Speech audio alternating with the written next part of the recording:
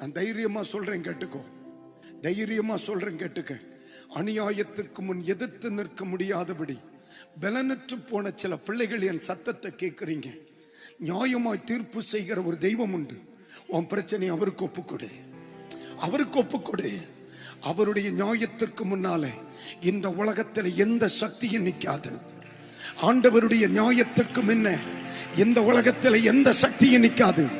இன்னைக்கு பரிசுத்த ஆவியானவர் சொல்லுகிறார், இன்னைக்கு பகல்ல நீ எனக்கு அதுதானே சொன்ன, எனக்கு ஒரு நியாயம் கிடைக்காத ஆண்டவரே, எனக்கு நீதி செய்ய மாட்டீங்களா, எனக்கு சேர வேண்டியது எனக்கு வராதா, எனக்காக நீங்க பேச மாட்டீங்களா, எனக்காக வழக்காட மாட்டீங்களா, என் காரியத்தில் நீங்க நீதி செய்ய மாட்டீங்களா என்று நீ சொன்னால, இன்னைக்கு பகல் ராத்திரியில ஆண்டவர் தீர்க்க தரிசனமாய் இந்த இடத்தில் அவர் சொல்லுகிறார், என் பிள்ளைகளே, நியாயமாய் தீர்ப்பு செய்கிற ஒரு தெய்வம் உண்டு. அவருக்கு உன்னையும் உன் பிரச்சனையும் ஒப்பு கொடுத்து விட்டு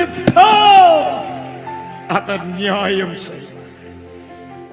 அவர் நீதி உள்ள நியாயாதிபதி, அவர் நீதி உள்ள நியாயாதிபதி, அவர் நிரந்தரமான நியாயாதிபதி, நிரந்தரமான நியாயாதிபதி, அவர் நீதி உள்ள நியாயாதிபதி.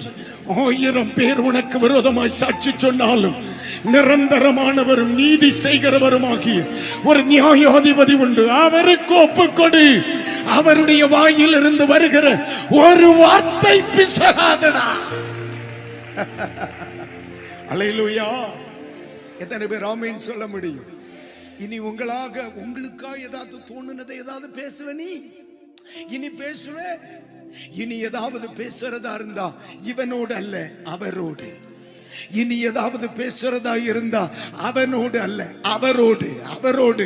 அப்பா, எனக்கு யாரும் இல்லை, நீர் நியாயம் செய்யணும், நீர் நியாயம் செய்யணும். சொல்லுவீங்களா மக்களே? சொல்லுவீங்களா?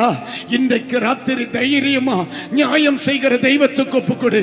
கர்த்தர் இன்னைக்கு தெளிவா சொல்லுகிறார், இந்த பகல் வேளை என்னிடத்தில் நியாயம் கேட்ட சில பிள்ளைகள் உண்டு, அம்மை பிசகாமல் நடத்துவேன், பிசகாமல். இது உனக்கு தேவனால் அருளப்படுகிற தீர்க்க தரிசனமான வார்த்தை. நியாயம் செய்கிற தெய்வம் உண்டு.